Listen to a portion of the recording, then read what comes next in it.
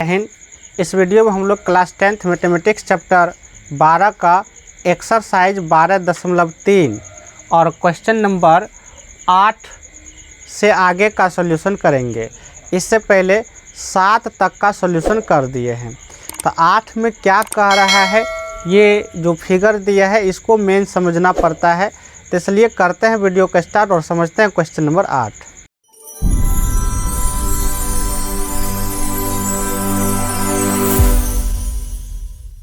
Question number 8 और question number 8 में आपको ये फिगर दिया हुआ है किताब में और इस फिगर को मेन समझना है। कह रहे ये जो फिगर देख रहे हैं इसमें इंफॉर्मेशन जो हमको दिया है, क्या दिया है। क्वेश्चन के मुताबिक कह रहे हैं ये जो सीधा रेखाखंड जो देख रहे हैं, इस रेखाखंड का लंबाई हमको दे दिया 106 मीटर है। उसके बाद ये एक रास्ता है, ये जो देख रहे हैं एक रास्ता है। कह रहे ये जो रास्ता देख रहे हैं इसके दोनों सिरा पर जो है वृत्ताकार रास्ता नहीं बलियाकार, ये बलियाकार का है। और उसमें से कह रहा है कि ये जो दो गो अंदर से जो समांतर रेखा है यानी आंतरिक समांतर रेखा, तो ये जो अंदर का समांतर रेखा है इसके बीच की दूरी दे दिया 60 मीटर और ये पथ की चौड़ाई आपको दे दिया 10 मीटर। उसके बाद जो है इसी दोनों इन्फॉर्मेशन से हमको क्वेश्चन में इतना ही दिया है कि ये बीच का दूरी दे दिया आपको 60 मीटर और रास्ता की चौड़ाई दे दिया 10 मीटर। और इसी के मदद से जो भी हमको ज़रूरत है वो सब निकालेंगे और जो पूछ रहा है उसका आंसर निकालेंगे। तो हमसे जो 1 नंबर में पूछा था वो 1 नंबर में पूछ रहा है कि इस पथ के आंतरिक रेखाखंड, ये आंतरिक अनुदिश मतलब ये जो अंदर वाला जो देख रहा है पथ का रास्ता का, इसका कह रहे इस पथ पर कोई चल रहा है अंदर से, तो कह रहे एक पूरा चक्कर चलने में तय की गई दूरी बताइए। अर्थात पथ के आंतरिक किनारों के अनुदिश एक पूरा चक्कर लगाने में तय की गई दूरी या चली गई दूरी, ये पूछा है। और 2 नंबर में हमसे पूछा है पथ का क्षेत्रफल। तब सोचो हमको क्या क्या चाहिए। तो अगर इसका हमको निकालना है ये आंतरिक किनारों के अनुदिश एक चक्कर, तो सोचो यहाँ से यहाँ तक की बात करें तो ये आपका 160 हो जाएगा, इसमें तो कोई दिक्कत नहीं है। फिर जस्ट इसके ऊपर देखिए तो ये भी आपका हो जाएगा 160 क्योंकि पैरेलल है, समांतर है। तो यहाँ से तो इतना तो पता चल गया कि ये जो है 160 नहीं है 106 है। यहाँ से 106 है। ऊपर वाला भी ये जो दूरी देख रहे हैं ये भी आपका 106 है। उसके बाद बच गया ये, यहाँ जैसे करके घूमेगा ये वाला हिस्सा जस्ट इधर, दोनों बराबरे होगा। तो ये जो देख रहे हैं ये आपका एक अर्धवृत्त है, ये अर्धवृत्त है। तो अर्धवृत्त के लिए निकालना पड़ेगा और ये परिधि है अर्धवृत्त का। अगर इसको पूरा मिला दिया जाए तो एक वृत्त बनेगा, तो अर्धवृत्त के लिए आएगा। सेम कंडीशन इधर भी है, तो 2 गुना अर्धवृत्त का परिधि निकाल लेंगे।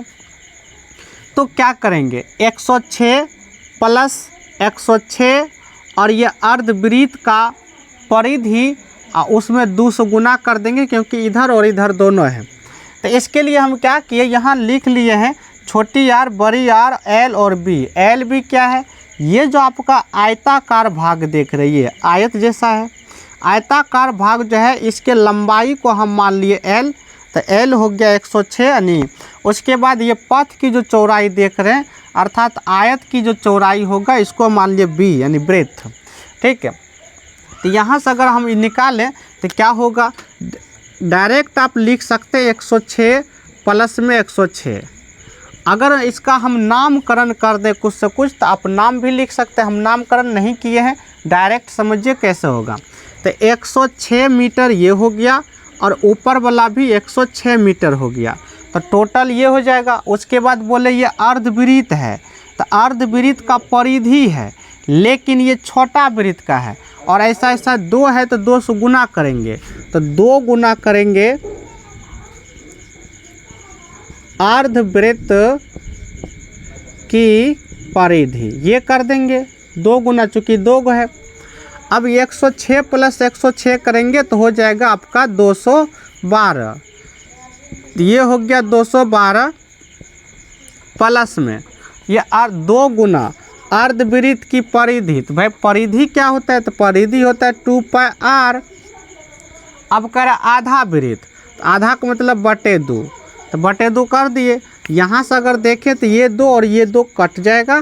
तो आगे अगर इसको बढ़ाएं तो हो जाएगा आपका 212 प्लस में पाई के बारे में कुछ नहीं कहा, तो इसका मतलब 22/7 लेंगे। आर छोटी आर लेंगे क्योंकि अंदर की बात हो रहा है, तो छोटी आर आपको यहाँ, क्योंकि ये जो चौड़ाई देख रहे हैं ये अंदर का ये 60 है, तो छोटा वृत्त के लिए ये आपका त्रिज्या व्यास बना, तो व्यास का आधा कर देंगे तो त्रिज्या होगा। तो व्यास 60 है तो एक आधा कर दिए 30 निकला। बड़ा आर की बात करें तो सोचो यहाँ से यहाँ तक ये 30 है, तो इसमें ये पथ की चौड़ाई जोड़ देंगे तो यहाँ से लेके यहाँ तक हो जाएगा।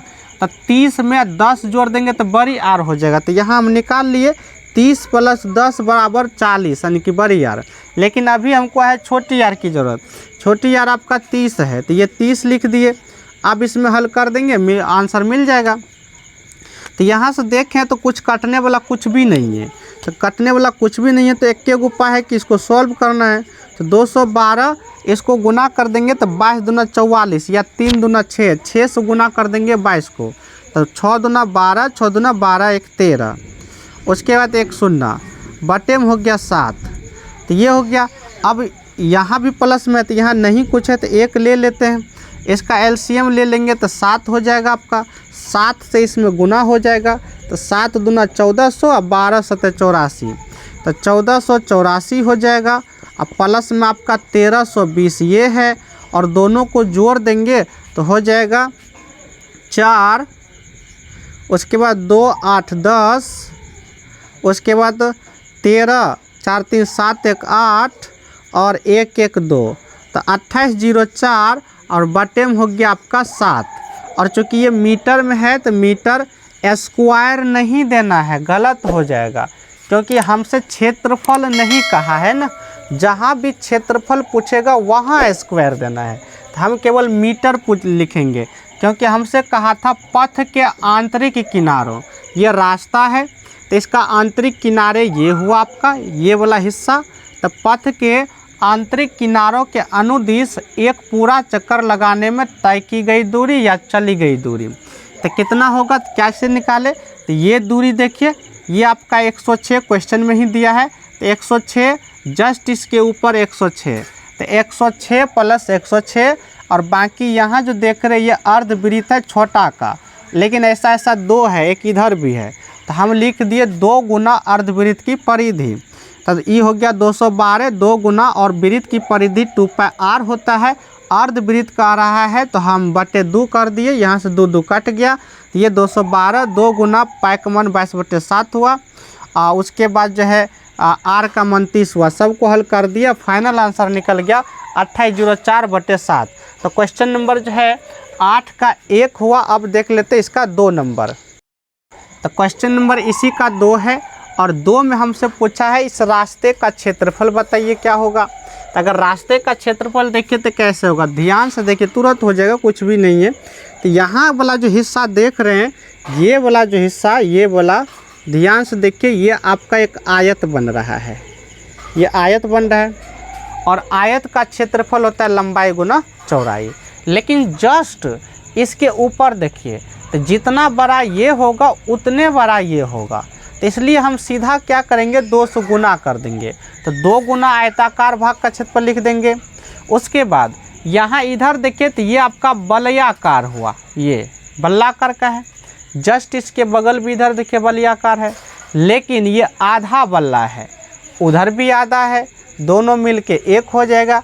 लेकिन फिर भी हम क्या करेंगे, 2 गुना बलयाकार का क्षेत्रफल बोल देंगे, और बलयाकार के क्षेत्रफल हम लिख चुके हैं पहले वाला वीडियो में, यानी पार्ट 1 इसका, इस चैप्टर का।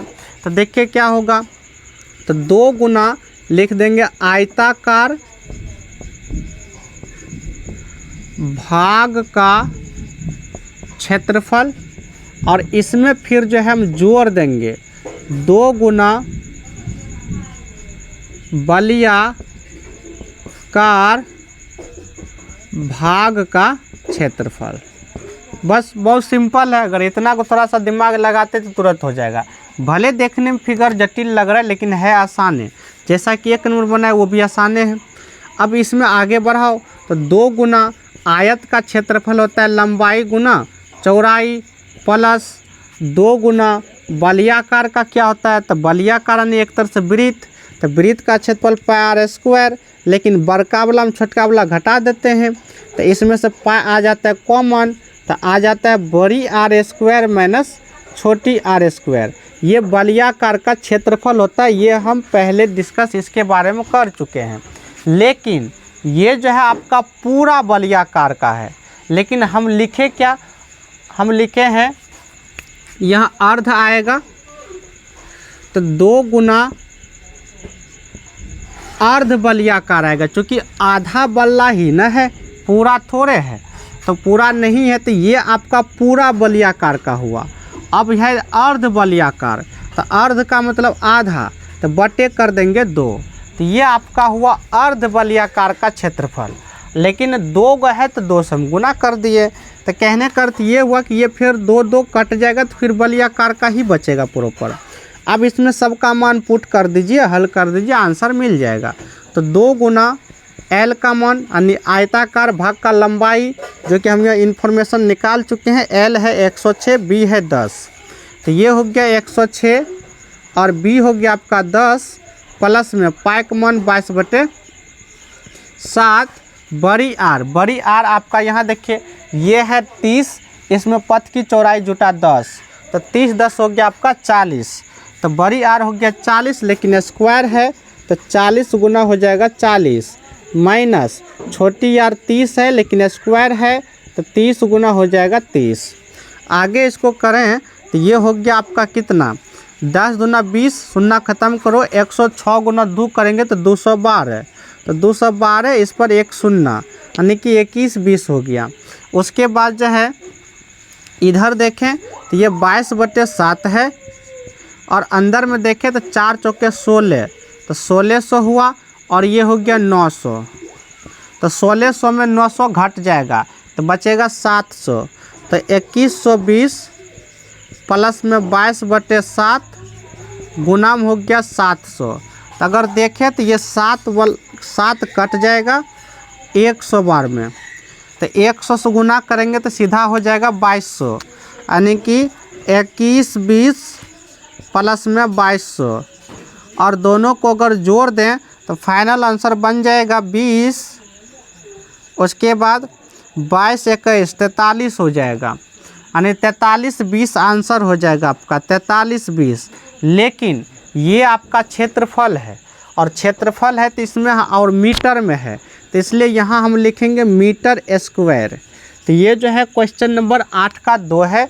हमसे 2 में ये पूछा था कि पथ का क्षेत्रफल बताइए, तो पथ का क्षेत्रफल कैसे निकालेंगे, तो ये वाला हिस्सा देख रहे आयत का है, तो आयताकार भाग का क्षेत्रफल, लेकिन ऐसा 2 है तो 2 गुना आयताकार भाग का क्षेत्रफल प्लस ये देख रहे तो बलियाकार है लेकिन आधा है, तो आधा बलियाकार इधर है आधा इधर है, तो 2 गुना अर्ध बलियाकार भाग का क्षेत्रफल।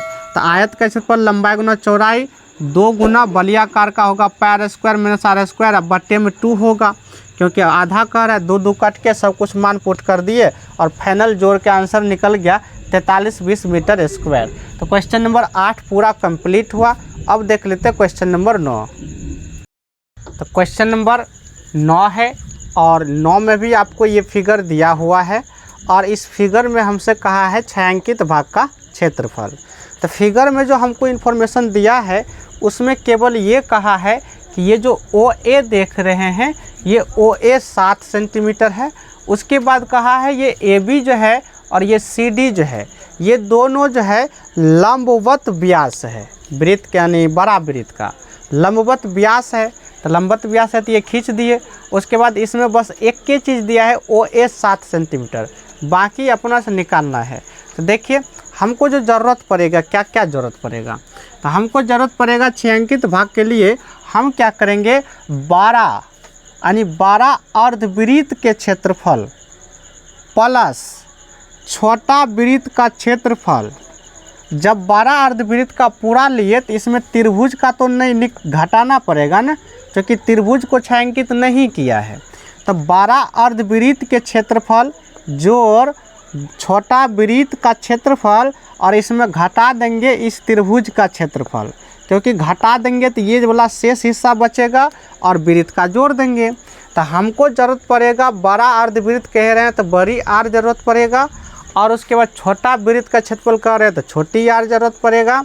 उसके बाद त्रिभुज का क्षेत्रफल कह रहे हैं तो त्रिभुज का होता है आधार गुना 1/2 गुना आधार गुना ऊंचाई, तो आधार ज़रूरत पड़ेगा और ऊंचाई।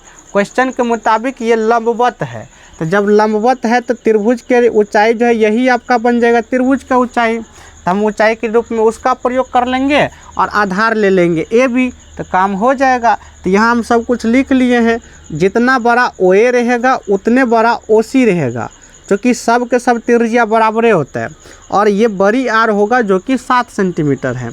उसके बाद छोटी आर की बात करें तो क्वेश्चन के मुताबिक ये जो OD देख रहा है छोटा वृत्त का व्यास है, तो छोटा वृत्त का व्यास है तो OD तो 7 होगा, तो त्रिज्या हो जाएगा 7/2। उसके बाद ये AB की बात करें तो ये भी 7 है, ये भी 7 होगा, तो 7 + 7 हो जाएगा 14 सेंटीमीटर। तो छायांकित भाग का क्षेत्रफल कह रहे हैं तो क्या क्या बोले, तो बड़ा अर्धवृत्त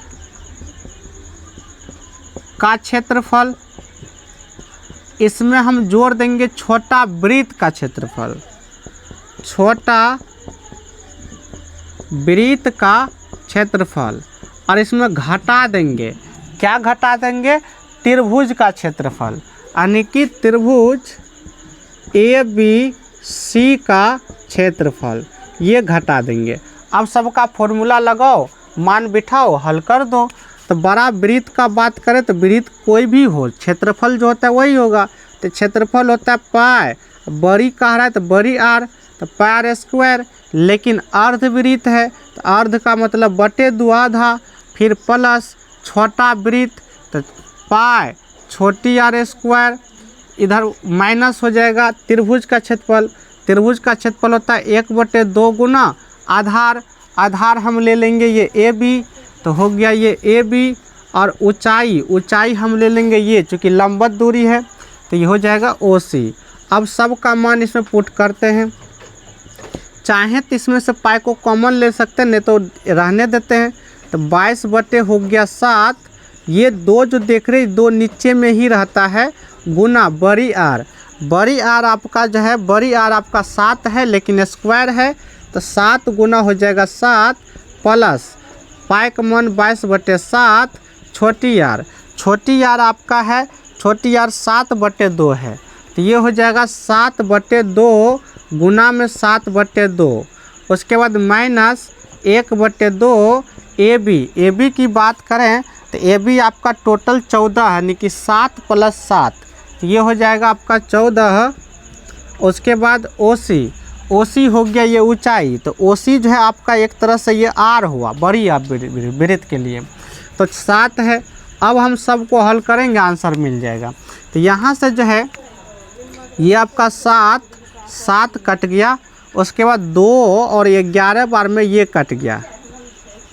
उसके बाद इधर देखें ये 7 कट गया, उसी तरह ये 11 बार में कट जाएगा, और यहाँ से देखें तो ये 2 और ये 7 बार में कट गया, तो बटे में बच रहा है आपका 1 2, बाकी तो इधर सब समाप्त हो गया।